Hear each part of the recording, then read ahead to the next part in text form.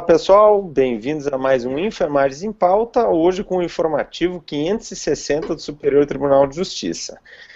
Temos nesse informativo várias súmulas aqui para comentarmos, também julgamento irrepetitivos e temas aí com grande chance de cair nos próximos concursos. Esperamos aqui a comentar com vocês todos os julgados desse informativo e temos hoje conosco os professores Felipe Cadete e Bernardo Vasconcelos. Professor Felipe Cadete, seja bem-vindo a mais um Infemages. Qual é o julgado que tu vens a comentar nessa primeira rodada? Um prazer estar aqui com vocês. Alô, pessoal de casa. Eu vou comentar a súmula 525 do STJ, que trata da possibilidade da Câmara de Vereadores figurar em juízo. Professor Bernardo, bem-vindo ao nosso Infemages em Pauta. Qual é o julgado, a súmula que tu vai comentar nessa primeira rodada? Olá, professor Gabriel. Olá, professor Felipe. Olá a todos. Nessa primeira rodada vamos comentar a súmula número 524 do STJ, que trata de base de cálculo do ISS em se tratando de empresa de trabalho temporário. Perfeito. E eu vou comentar a súmula 523, que cuida da aplicabilidade da taxa Selic em âmbito estadual ou mesmo municipal, como nós veremos aqui na sequência. Uma súmula que tem vários entendimentos jurisprudenciais que lhes são inerentes e vamos entender na sequência o porquê. Professor Felipe, eu passo para ti a palavra para iniciarmos. O que efetivamente se consolidou nessa súmula?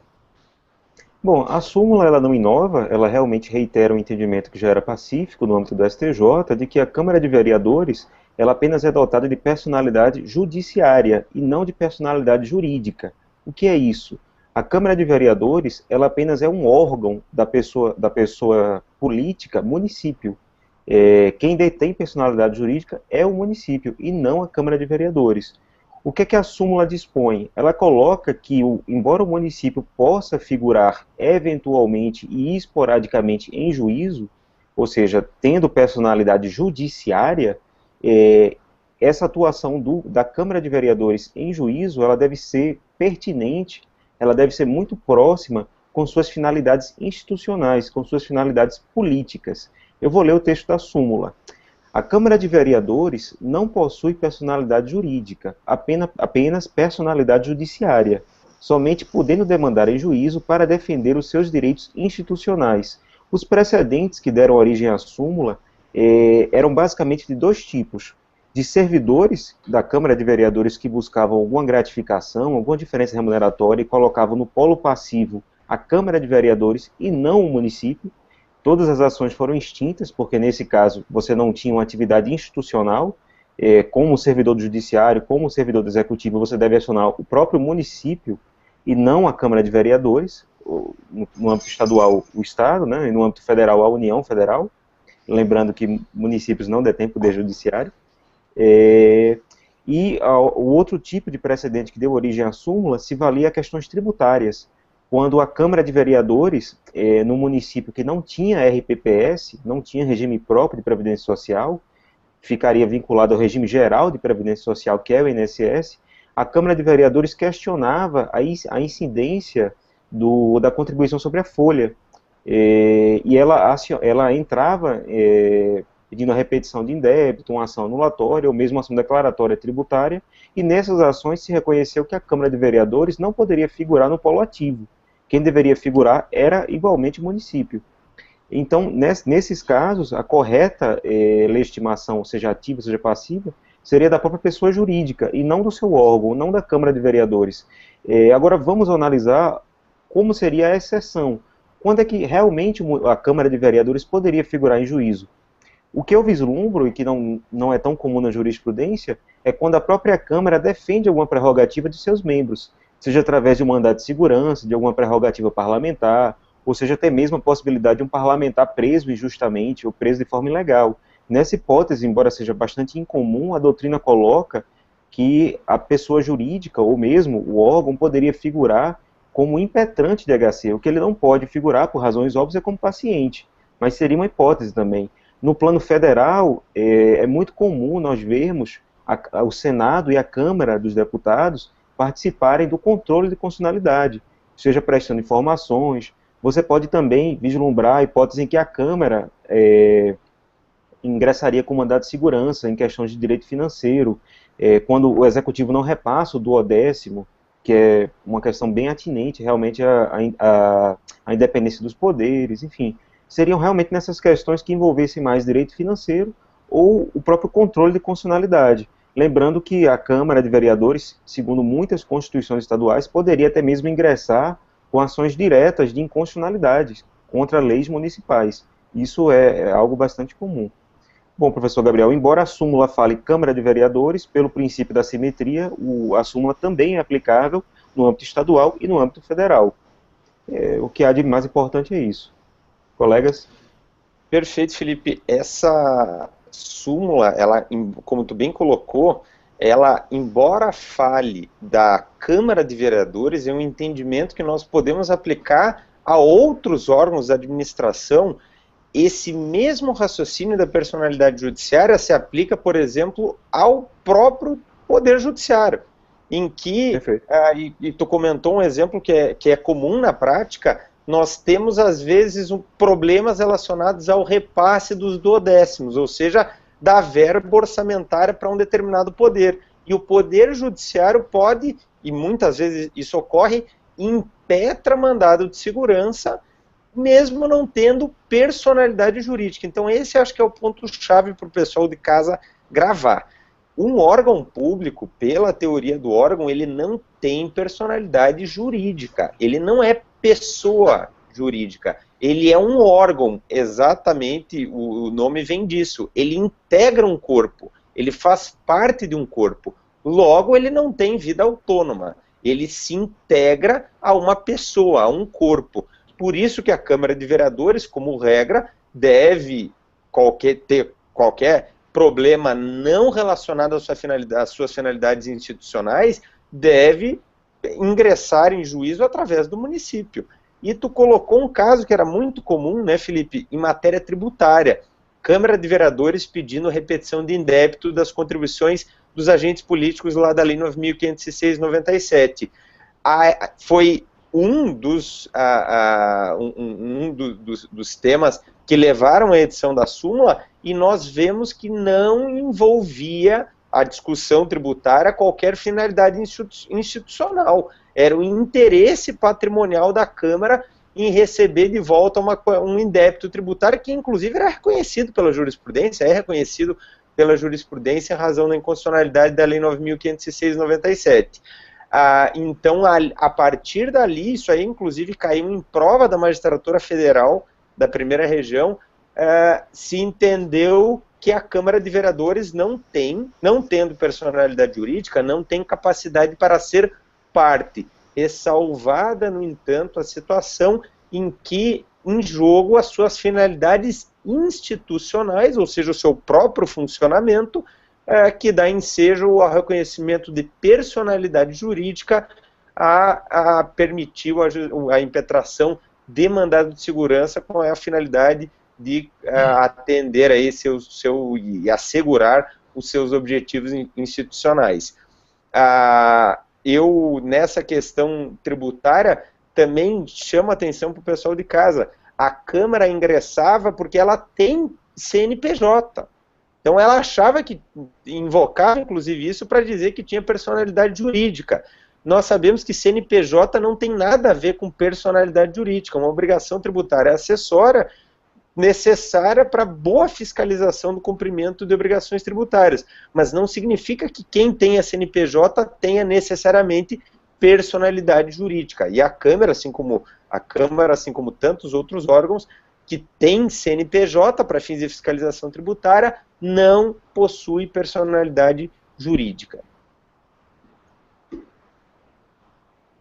Professor Bernardo, eu passo para ti. Nós temos uma súmula aí também relacionada agora, mais especificamente, ao direito tributário. Digo também porque eu vou comentar também uma súmula em matéria tributária.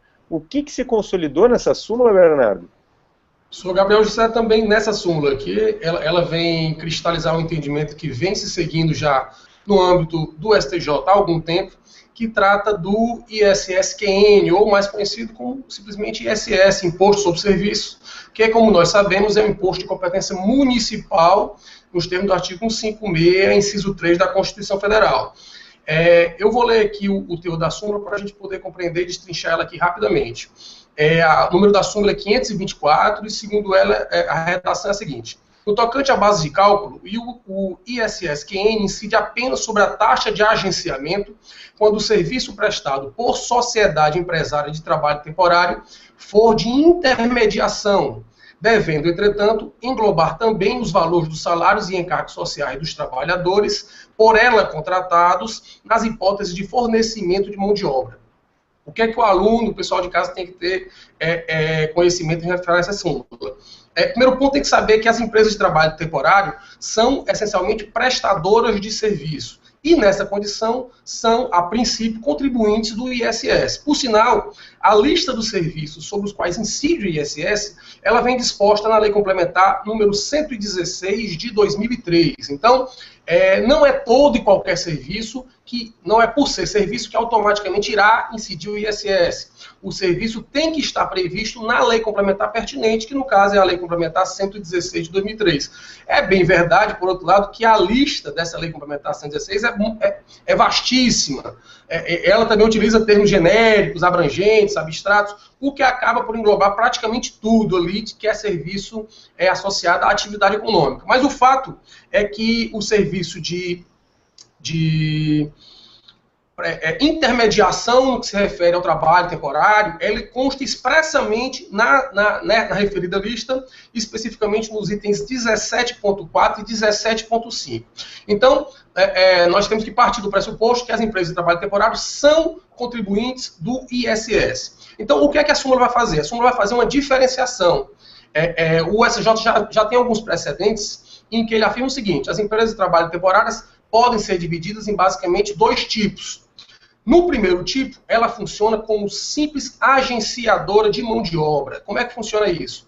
A empresa contratante está necessitando de determinados empregados para um certo setor, enfim, com qualificações. Então, ela passa essa qualificação, esses dados, para a empresa agenciadora, e a empresa agenciadora vai funcionar apenas como intermediária entre a tomadora de mão de obra e o trabalhador temporário.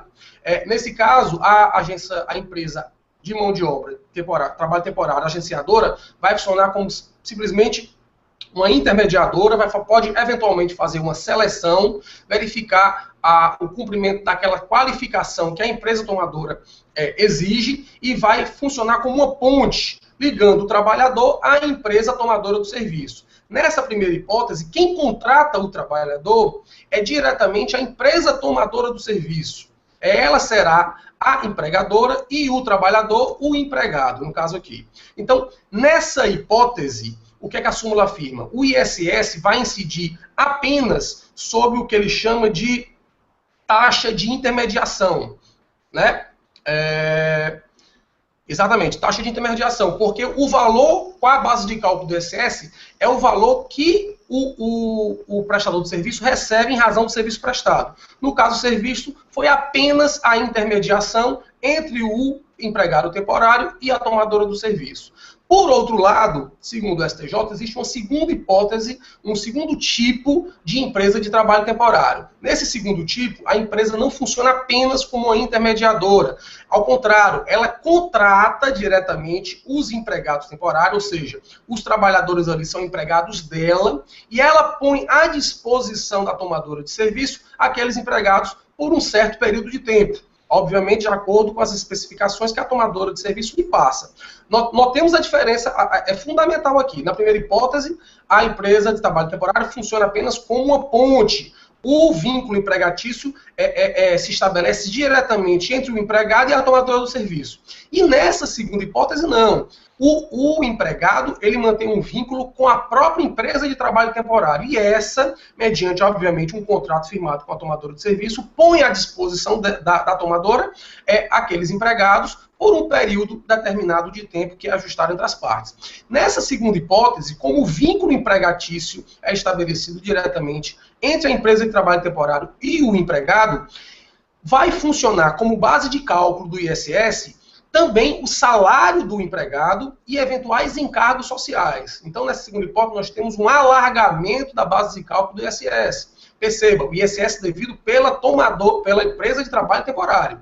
Então, na primeira hipótese, ela paga o ISS apenas sobre aquela taxa de agenciamento, e na segunda hipótese, vai incidir sobre o salário do empregado e sobre os encargos sociais, ou seja, é uma base de cálculo maior, mais larga, né? Isso, repito, partindo do pressuposto de que a base de cálculo do ISS é o preço do serviço nos termos do artigo 9º caput do Decreto-Lei número 406 de 68. Tá, ok? Então, basicamente essa a diferenciação. O pessoal de casa tem que conhecer essas duas hipóteses de empresa de trabalho temporário e saber que, a depender de qual tipo se encaixa a empresa, a base de cálculo do ISS vai realmente sofrer essa diferenciação, e foi isso que o STJ veio sedimentar através dessa súmula. Professor Gabriel? Perfeito, Bernardo. Eu diria que essa é daquelas súmulas que, se o pessoal não estuda o que ensejou a formalização, o concurseiro fica perdido, né, Bernardo? Porque ela traz termos técnicos, e que, se o pessoal não compreende a situação que está à base da edição do verbete sumular, ele não consegue nem memorizar, porque tudo aquilo que a gente não consegue entender é muito mais difícil de memorizar. Então, tu bem colocou, tudo que a gente compreende fica mais simples, né? Fica mais fácil de gravar, e desse modo fica bastante fácil, creio, para o pessoal de casa compreender a súmula e agora entender qual era a questão jurídica que estava em jogo. Em matéria de serviço temporário, eu lembro que a gente está, né, nós temos aí hoje em dia essa terceirização é muito comum, né? Pegando nessa situação que a própria empresa de serviço temporário contrata e uma terceira toma a mão de obra. Então, isso hoje em dia está muito na moda, inclusive agora em períodos, né, de aquecimento do mercado, Natal, Páscoa, é ainda mais comum. Então, é uma súmula que acredito que tenha ficado bem compreendida aí para o pessoal, que numa leitura inicial, eu mesmo, numa primeira leitura, tive dificuldade, tive que estudar, e com a tua explicação bem coloca aí os detalhes da discussão. E eu vou finalizar, pessoal. Pois não, Felipe? Se você me permite, duas observações muito rápidas. O professor Claro. Bernardo colocou, a lista do ISS ela é enorme. Agora, embora ela seja enorme, ela é antiga, porque a Lei Complementar 116 ela é de 2003. Eu queria somente atentar o pessoal de casa, que tramita no Congresso Nacional, um projeto para ampliar essa lista e colocar basicamente várias coisas relacionadas à internet. O serviço de streaming, por exemplo, embora exista uma discussão técnica para saber se é realmente um serviço ou não, ele não consta na lista e pretende que o Netflix, o Apple Music sejam cobrados com base nisso, e o próprio provedor de internet é um serviço que não consta na lista. E é pacífico que o STJ coloca que o provedor de internet não presta bem um serviço de comunicação. Como tal, não incidiria ICMS. E como ele não está na lista, também não incide ISS. E, por fim, a primeira observação que o professor Bernardo colocou, do primeiro exemplo, o STJ também aplica para fins de plano de saúde. Quando nós pagamos a mensalidade do plano de saúde, o STJ entende de forma muito tranquila que você deve diferenciar o que é realmente a taxa de serviço do plano e aquilo que ele repassa para o médico credenciado. E o STJ é bem pacífico para colocar que a base de cálculo do ISS-QN de planos de saúde é somente essa parte líquida. Você deve descontar aquilo que o plano recebe, mas repassa para outros médicos. Então, é também muito, muito semelhante à primeira hipótese da súmula. É isso. Perfeito, Felipe. E vale também a observação para o pessoal de casa, né, em reforço. A lista, ela é ampla, ela é longa, mas ela é em números clausos, ou seja, ela é exaustiva. O Bernardo colocou...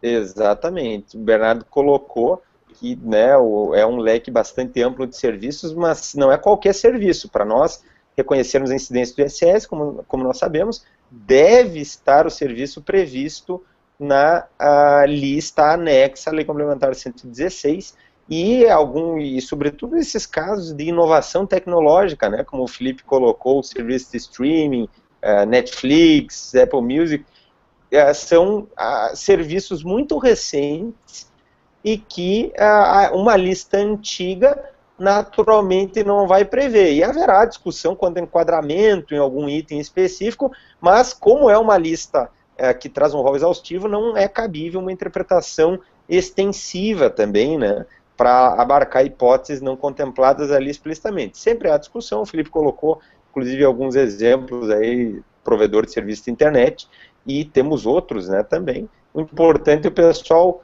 saber o básico aí do raciocínio para poder fazer um julgamento em situações específicas relacionadas à incidência ou não do ISS. E eu finalizo, meus caros, trazendo aqui a súmula 523, que cuida de taxa de juros na repetição de indébito tributário. Eu vou começar lendo a súmula para a gente comentar vários aspectos que estão por trás dela. Diz a súmula: a taxa de juros de mora incidente na repetição de indébito de tributos estaduais deve corresponder à utilizada para a cobrança do tributo pago em atraso, sendo legítima a incidência da taxa Selic em ambas as hipóteses, quando prevista na legislação local, vedada a sua acumulação com quaisquer outros índices. O que eu quero chamar a atenção, pessoal, em relação a essa súmula? Tudo o que está por trás dela. Inicialmente, eu friso a questão ligada à isonomia tributária. Nós sabemos que o princípio da isonomia tributária tem assento no artigo 150, inciso 2º da Constituição, e é com base nesse princípio que o geral já afirmou o entendimento de que é imprescindível que a Fazenda Pública adote a mesma taxa de juros, seja para a cobrança dos tributos em atraso, seja para o pagamento tributário. Ou seja, não admite o Supremo Tribunal Federal que a Fazenda Pública utilize uma taxa de juros mais rentável para cobrar os tributos em atraso do que aquela a remuneração para a mora, mais tecnicamente dita, no pagamento do indébito tributário. Isso o Supremo já reafirmou em mais de um precedente e recentemente o fez nas ADINs 4357 e 4425, quando ele analisou a emenda constitucional 62 de 2009, uma emenda que alterou muitos aspectos relacionados ao precatório. Um outro ponto, pessoal, para a gente destacar aqui, o artigo 161, parágrafo 1º do CTN, vai dizer que a taxa de juros de mora tributária é de 1% ao mês, salvo previsão em legislação específica. O que nós temos que entender, pessoal? Essa lei específica é a lei de cada ente tributante. A legislação federal pode prever um índice, a legislação estadual pode prever um índice, e a legislação municipal pode prever o seu índice. Se visto esse índice na legislação estadual, municipal ou federal, aplica-se o 161, parágrafo 1º do CTN, ou seja, taxa de juros de mora de 1% ao mês.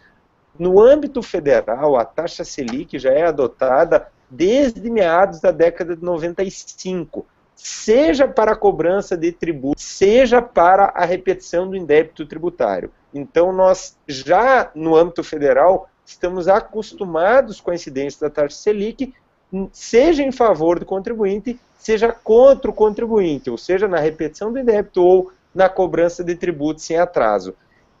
A própria incidência da taxa Selic foi objeto de muita discussão, e o STJ chancelou a sua legitimidade, e o Supremo Tribunal Federal também legitimou a utilização da Selic no âmbito tributário, afastando qualquer pecha de inconstitucionalidade. Entendeu-se que a taxa Selic é um índice que poderia ser, e o fato dela ser variável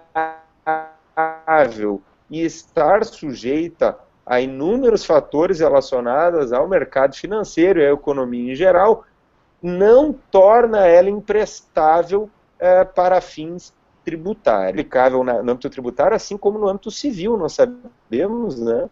O artigo 406 do Código Civil remete à taxa em vigor para a cobrança de tributos federais, e é a taxa Selic, e o STJ calculou a aplicação também da taxa Selic lá no direito civil.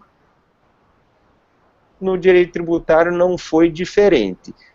É importante a gente também entender, pessoal, que a taxa Selic, ela engloba tanto os juros, ou seja, não é possível acumular a taxa Selic com outro índice de correção monetária.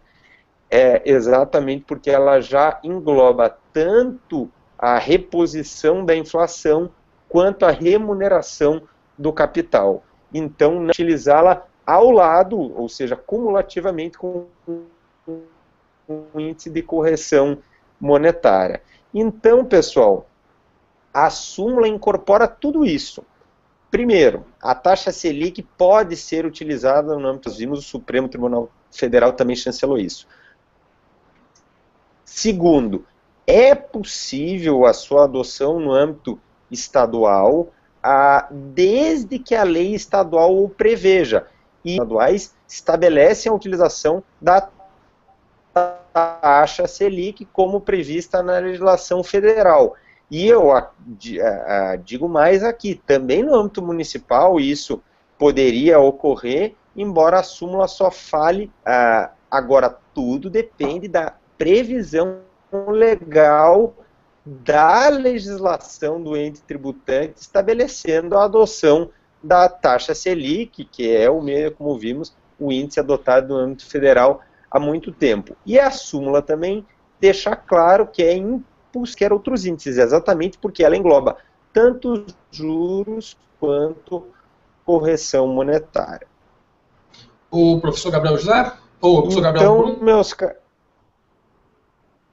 Claro, Bernardo. Fazer um pequeno adendo aqui e lembrar para o pessoal de casa que essa súmula do STJ, ela vem em sintonia com o atual posicionamento da Corte, com a interpretação que a Corte vem fazendo da declaração de inconstitucionalidade por arrastamento da atual redação do artigo 1F da Lei 9494, declarada pelo STF.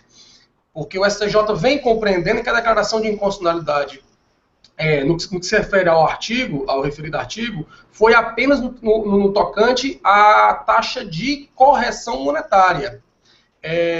De modo que o juro, no precedente paradigma do STJ, afirma-se que os juros, no que se refere ao pagamento dos atrasados, são os juros de poupança, ou seja, 0,5%, no estágio atual, já que a Selic está em patamar inferior a 8, superior a 8, alguma coisa.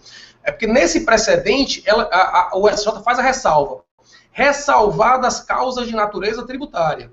Então, o STJ, ao interpretar a declaração de inconstitucionalidade por arrastamento do artigo 1F da Lei 9494, afirma que mantém-se a vigência desse dispositivo no que se refere à taxa de juros da poupança, que atualmente é de 0,5, contudo lá ele afirma expressamente a ressalva, ressalvadas causas de natureza tributária. Um aluno mais atento e antenado com a interdisciplinariedade vai compreender que aquela ressalva ali está se referindo justamente à Selic ou eventualmente algum outro percentual utilizado por um ente tributante. Então, só destacar aqui a sintonia aqui da súmula com esse referido paradigma no que se refere ao juro de mora das condenações, das parcelas pretéritas em condenações judiciais. O STJ já havia previsto essa ressalva das causas de natureza tributária, que no caso não vão se aplicar ao juro de poupança, e sim a Selic, o que já, como você falou, já engloba a correção também. Era isso que eu queria pontuar. Muito bem lembrado, Bernardo. E o STJ não aplica o primeiro F em matéria tributária, a isonomia, que já foi sinalizada pelo Supremo e que consta da súmula, no sentido de que não é possível utilizar um índice mais favorável à fazenda pública para a cobrança de tributo que ela vai utilizar para o pagamento do indébito tributário em atraso. Então, bem lembrada, essa ressalva tem a ver em relação ao primeiro F, em matéria a sua inaplicabilidade, tem a ver exatamente com o tema da isonomia tributária, que consta aí da nossa súmula 523. Uma última observação. Com isso, pessoal, encerramos a nossa primeira rodada aí do... Claro, professor Gabriel? Somente uma última observação, que a adoção da taxa Selic, ela tem uma consequência muito importante. Como você muito bem colocou, ela é um duplo índice. Ela tanto abarca juros, como abarca correção. Então, todos os entes tributantes que adotam a Selic, na prática, eles fazem com que eles superam o parágrafo único do artigo 67 do CTN, porque a restituição do indébito, ela vai vencer juros não mais do trânsito em julgado, mas a partir do próprio pagamento indevido. Então, para que o pessoal em casa guarde bem, a súmula 188 do STJ, que ele coloca que o marco inicial da incidência de juros moratórios seria o trânsito em julgado, é o que fala a literalidade da súmula, ela continua aplicável, mas para aqueles entes tributantes que não adotam a Selic. Para quem adota a Selic, não se aplica o parágrafo único do artigo 67 do CTN, tampouco a súmula 88. Vale tanto a correção como os juros vão incidir desde o pagamento indevido. É só uma observação para o pessoal de casa guardar. Muito bem lembrado, Felipe, e com isso encerramos aí a nossa primeira rodada deste InfoEmarges, hoje em pauta, informativo 560 do STJ, vimos 3 súmulas, na sequência aí teremos julgados bem interessantes das mais diversas matérias, inclusive no âmbito de repetitivo, e convidamos a você aí de casa a nos acompanhar na sequência com a segunda rodada e com as demais que se seguirão, até esgotarmos todos os julgados desse informativo. Obrigado, pessoal, e até a próxima.